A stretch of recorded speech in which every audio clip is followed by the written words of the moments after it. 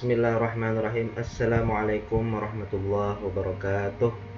Alhamdulillahirabbil alamin. Assalatu wassalamu ala asyrafil anbiya'i wal mursalin sayyidina wa maulana Muhammadin wa ala alihi wa sahbihi ajma'in. Amma ba'du.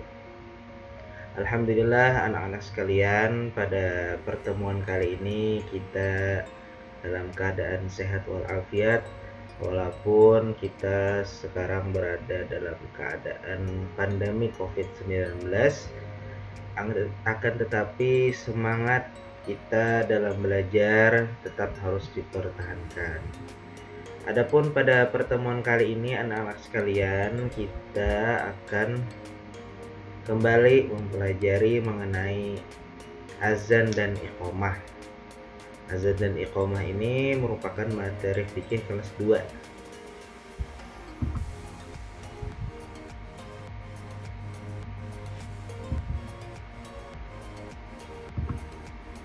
Nah, sebelum kita memulai pembelajaran, marilah kita bersama-sama berdoa. Bismillahirrahmanirrahim. Raditu billahi robba wa bil islami dina wa bi Muhammadin nabiyya wa rasulah. Rabbi zidni ilma warzuqni fahma. Amin ya rabbal alamin. Semoga dengan kita berdoa, kita mendapatkan keberkahan dalam apa yang kita pelajari pada hari ini.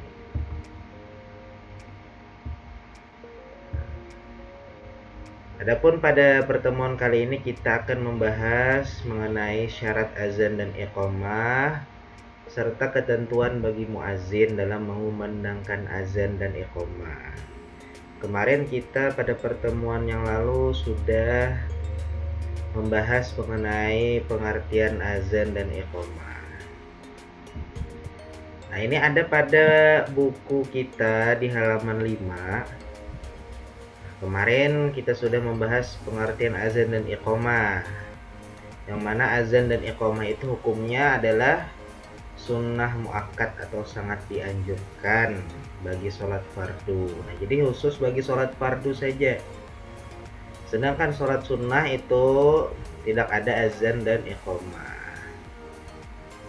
Pelaksanaannya itu harus dengan suara yang keras, berdiri dan menghadap kiblat. Nah, seperti itu.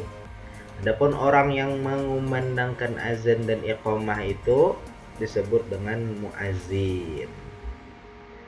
Nah, pada hari ini kita akan membahas mengenai syarat sah azan dan iqamah. Silahkan buka bukunya di halaman 5. Di situ ada yang pertama itu syarat sah azan dan iqamah.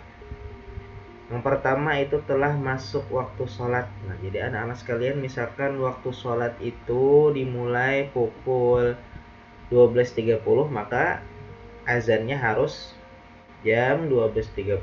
Tidak boleh berdahulu. Nah, tidak boleh. Misalkan jam 12 azan, sedangkan waktu azan, waktu sholat itu belum masuk, maka tidak boleh azan. Yang kedua, dengan bahasa Arab. Itu nanti ada lafal azannya dengan bahasa Arab, tidak boleh dengan bahasa yang lain. Yang ketiga, azan dan iqamah dengan suara nyaring. Nah, jadi harus nyaring suaranya. Kemudian yang keempat, tertib dan mualat di antara lafal azan dan iqamah. Nah, jadi tertib, misalkan yang pertama Allahu Akbar, Allahu Akbar. Kemudian asyhadu alla ilaha illallah, seterusnya sampai akhir. Nah, tidak boleh nanti yang duluan hayya 'alas shalah, habis itu asyhadu alla ilaha illallah. Nah, tidak boleh. Jadi harus berurutan, tertib. Dan mualat, bersambung. Nah, misalkan azan dalam satu waktu, misalkan azan dari Allahu Akbar sampai la ilaha illallah itu dalam satu waktu, tidak boleh ada jeda. Misalkan Allahu Akbar, asyhadu alla ilaha illallah. Nah, habis itu misalkan kita pergi kemana, atau mau ke WC misalkan, lalu terputus azannya, nah itu tidak boleh.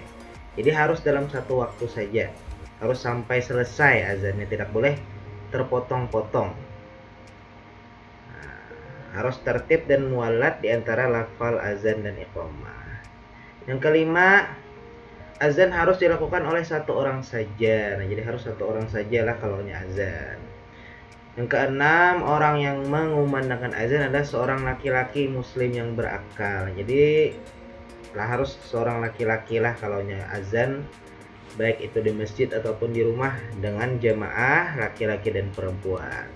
Lalu bagaimana kalau perempuan mau azan? Nah, silahkan azan, diperbolehkan saja asalkan jamaahnya juga seorang perempuan, tidak boleh ada laki-laki. Nah, jadi hanya ada kelompok perempuan saja di situ.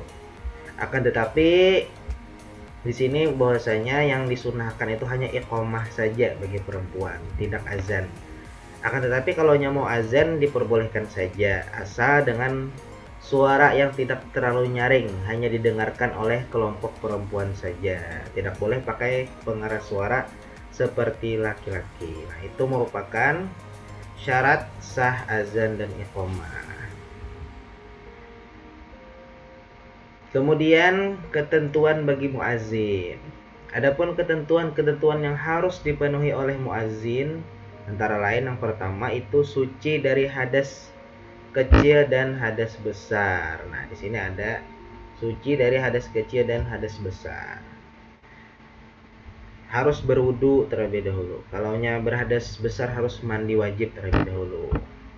Kemudian yang kedua menghadap arah kiblat. Nah, tentunya harus menghadap ke arah Ka'bah atau kiblat. Yang ketiga, dilakukan oleh orang yang baik akhlaknya dan merdu suaranya serta nyaring. Nah, kalau orang yang mau azan itu tentu orangnya adalah, kalau kita pandang itu orangnya baik akhlaknya. Kemudian merdu suaranya serta nyaring.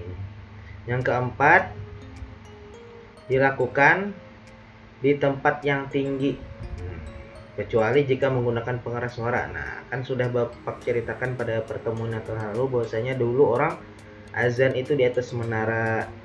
Kalau Bilal bin Rabah itu diceritakan dulu orang yang pertama mengumandangkan azan itu diceritakan di atas Ka'bah, naik ke atas Ka'bah lah dalam melaksanakan azan. Nah, mungkin dulu sebelum ada pengeras suara atau mikrofon, dulu orang-orang bisa naik ke tempat yang tinggi atau menara. Sekarang kita sudah ada pengeras suara, jadi tidak perlu naik-naik lagi, cukup di dalam masjid. Selanjutnya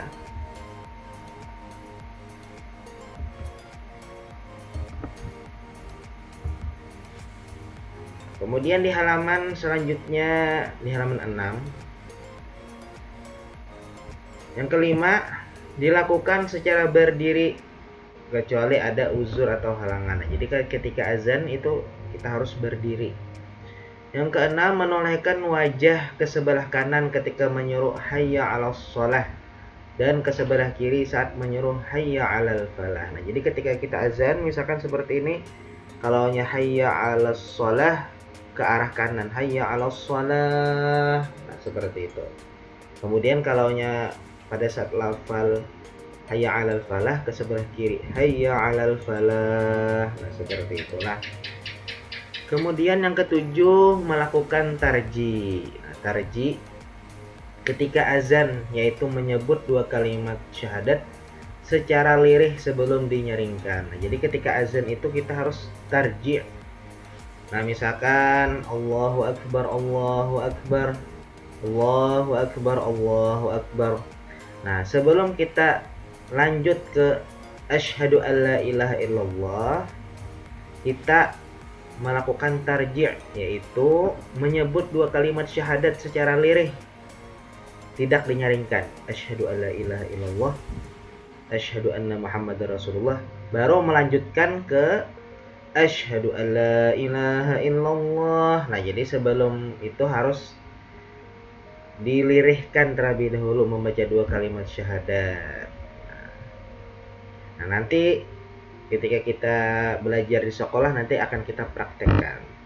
Kemudian yang kedelapan, melakukan tatwib ketika azan subuh, yaitu menyebut kalimat as-salatu khairum minan naum 2 kali. Nah, jadi ketika azan subuh itu ada bacaan atau lafal as-salatu khairum minan naum yang artinya Sholat itu lebih baik daripada tidur. Ini khusus untuk sholat subuh. Setelah hayya 'alal falah. Kemudian yang kesembilan, meletakkan jari-jari tangan di kedua telinga ketika azan dengan tujuan untuk meninggikan suara. Nah, jadi disunahkan itu kita ketika azan itu meletakkan jari telunjuk kita di dua lubang telinga. Nah, seperti ini. Nah, masukkan ke dua lubang telinga ketika azan. Yang ke-10, berdoa dan membaca sholawat atas Nabi Muhammad SAW setelah azan. Nah, nanti akan kita pelajari pada pertemuan selanjutnya mengenai doa setelah azan. Nah, mungkin itu saja materi kita pada hari ini, yaitu mengenai syarat sah azan dan iqamah serta ketentuan bagi muazin. Nah, pada pertemuan selanjutnya insya Allah nanti kita akan membahas mengenai bagaimana lafal azan dan iqamah. Nah, adapun tugas pada hari ini yaitu mengerjakan latihan soal 1 sampai 5 halaman 6. Soal dan jawaban ditulis di buku tulis. Nah, jadi ini soalnya lah bisa dijawab langsung di buku tulis. Soal dan jawaban ditulis di buku tulis masing-masing. Nanti dikirim seperti biasa. Nah, jadi itu saja materi kita pada hari ini. Marilah kita berdoa bersama-sama. Bismillahirrahmanirrahim. Allahumma inni istaudi'uka ma 'allamtanihi fardudhu ilayya 'inda hajati wa la tansanihi ya rabbal alamin. Mudah-mudahan pelajaran kita pada hari ini bermanfaat bagi kita semua. Nah, demikian yang dapat Bapak sampaikan. Salah dan khilaf mohon maaf. Terima kasih. Wassalamualaikum warahmatullahi wabarakatuh.